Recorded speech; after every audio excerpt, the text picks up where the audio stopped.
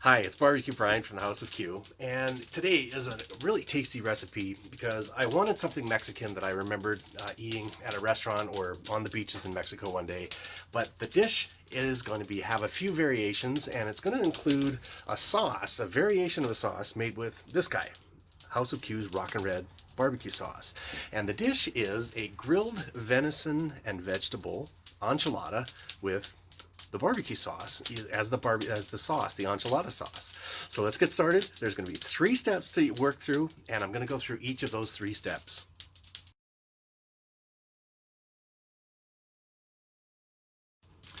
So in the first step here, I have some venison right here. This is a steak venison, but if you are a hunter and you do have venison, think about some of the cuts that you would either grind up, or it doesn't need to be your back straps or anything of that nature. Use something that is perfect, like a flat meat, even parts of the shank, anything on the underside, some parts of the shoulder or the chuck. This is a perfect dish for that because we're going to chop these all up into fine pieces and add that into part of the filling for our enchiladas. So to get started on the steak, we're going to put either some house rub or some steak spice such as the I'll get it down here, peppered bovine. This is what I'm looking for. And you're going to season that liberally all over both sides of the steak. And I'm going to do the cooking of these on the charcoal. You might hear the charcoal sizzling away on the background here. And it's going to go right in on the fire. And why I'm going to do that is at this point in time, all I'm going to do is get some nice crust on the outside of this meat. I'm not cooking it for doneness. I just want some nice crust on there. And so there's the crust, or there's the seasoning right on there, and it's going to go right into the fire. So in goes the steaks. This is what we call caveman style, right in there, and we're going to get some nice crust on the venison. The next part that we want to put on the fire and prepare and soften and include in our filling will be some, well, my choice today is some poblano peppers. I've cut them in half and taken the seeds out, and some onions. So just a sweet onion, I'll quarter it up, and again, they're going to go right into the fire and get some nice color and some charring on there. And as we finish these cooking, we'll cut them all up and put them all together as our filling. So in go the onions, the peppers, and the steaks are on there as well.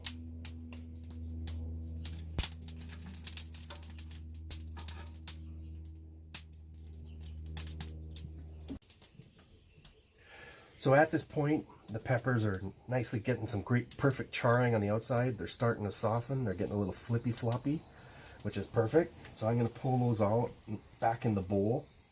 That one might need a little bit longer, as will you. The onions, some nice char on the onions. That'll be good. And the venison right here, probably nowhere near done, but it's got some nice color. And again, I'm going to pull those out and we'll chop those up. You can see some of the caveman ash on there. That's awesome. Perfect. Our ingredients are coming together. So we finished up the vegetables, and they're just in a bowl off on the side. The venison's got some great charring on it. It's on a cutting board just resting right now. I'll chop those up. I'll show you what I'm looking for in texture. But in the meantime, I've got a skillet preheating on the grill right above that charcoal. And in it, I'm going to add some butter and some flour and make a roux, and then add in all the other ingredients for our enchilada sauce.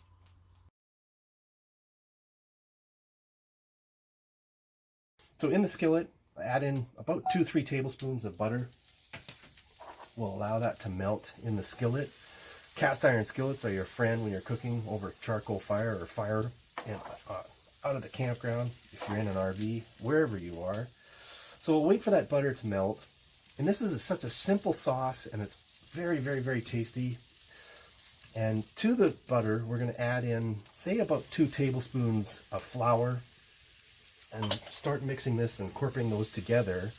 You want to make sure it's got, the flour is nicely cooked. It's not coming into great big clumps. You want to separate that out and mash that around. Ooh, it's getting warm on my hand. There we go. That's a lot better. There we go. It might even start turning a little bit brown on you, and that's just fine. That will just give even more character to your roux that's there.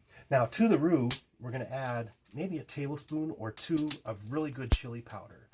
And if you've got your own chilies that you like, grind them up in a coffee mill, or if you've got a really good chili powder, add that, and that will give some great flavor to our enchilada sauce. The fragrance, oh, this is smelling so wonderful. Now, the next one is going to be some of the Rockin' Red barbecue sauce.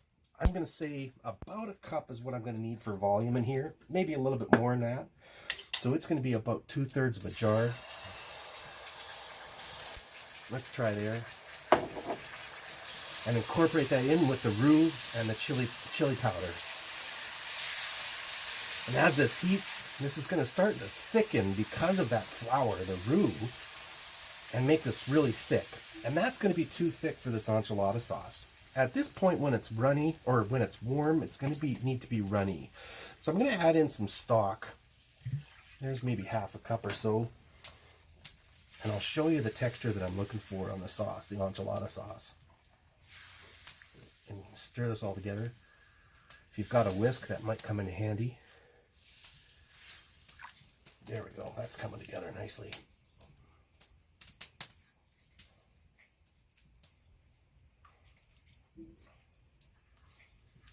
There we go.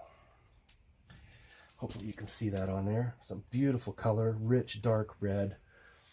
A little bit runny. I might need a little more stock in there to get a little thinner.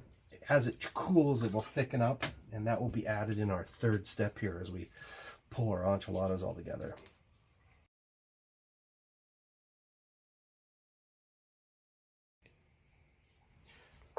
So I've diced up the vegetables into long julienne strips of onions and peppers in here, and I wanted to show the venison, and you can see it's fairly raw on the center, maybe a medium rare at most right now, maybe a little overdone, but I wanted to show how thin you want to slice this, and it's almost like almost a shred. And so using a sharp knife is just giving some nice slices to that. And as we again incorporate this into the vegetables and make our enchiladas, it will get a second cook in here. So we don't want to get our game too tough as we overcook it. So this is just about right.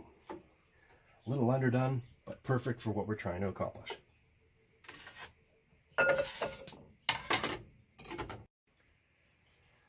So the next step in here is to use some corn tortillas. Now, corn, because it'd be A, very traditional from a Mexican dish point of view, and B, in my opinion, they taste better on something like this, but it has an awesome sauce on it. But when you're using a corn tortilla, or even wheat or flour tortillas at that point, is you do want to toast them up before you use them. And this not only freshens up the corn, the masa farina inside the tortilla, but it gives it a little bit more texture to them and easier to work with.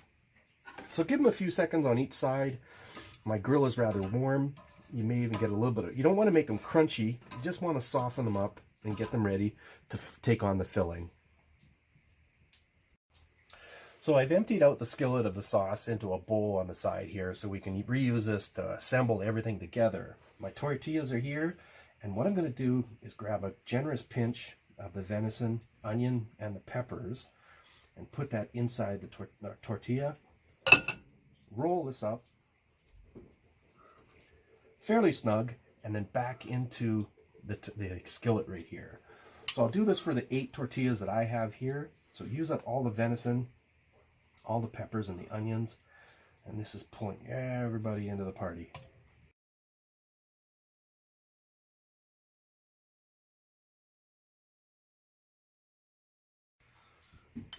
So in the skillet are 8 different enchiladas all rolled up in here, and this is the sauce that I put in the bowl, so made with the Rockin' Red barbecue sauce, and I want to pour this liberally all over it. Best part about this is the last layer of flavor on there, and that's some shredded cheese. Now traditionally in Mexico this would be a cotija cheese or queso fresco, and kind of shred that on top of this. Today I've got some cheddar and some jack cheese that I've got at my kitchen, and whatever you've got around the campground or the hunting site, put that in there. Push this into in there. Close the lid of your smoker or your cooker and allow this to all melt together.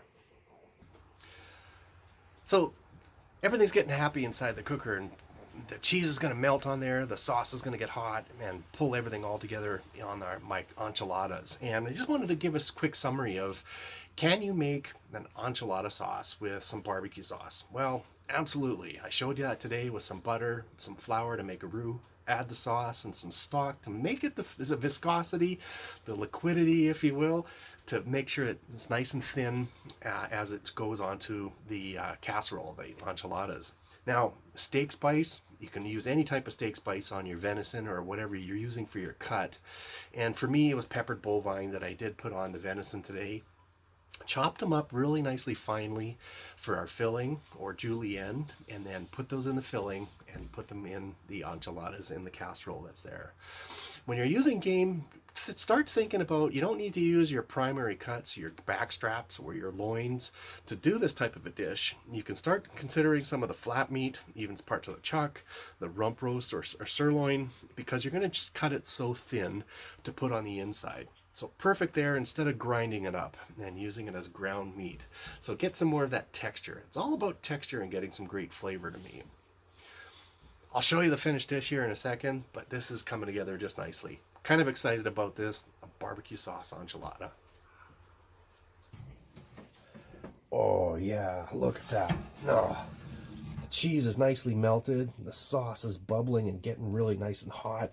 This is going to be an awesome lunch or dinner. Look at that. Our enchiladas are ready. Now, the recipe for this will be on the House of Q website. But in the meantime, if you want to find show specials for the Sportsman shows, they're going to be on our links from our booth where you'll find on the trade show. And follow those booths. You'll see lots of special kits where you can have all kinds of different things and save you lots of bucks. And they all include shipping. Even a bonus right there. So go check those out. Now, your recipe will be on the website. You'll see all the other products from House of Q again on the website. And I'm going to go have some lunch. I'm Barbecue Brian from the House of Q. Glad you sat in, and go make some enchiladas, especially with venison. Bye.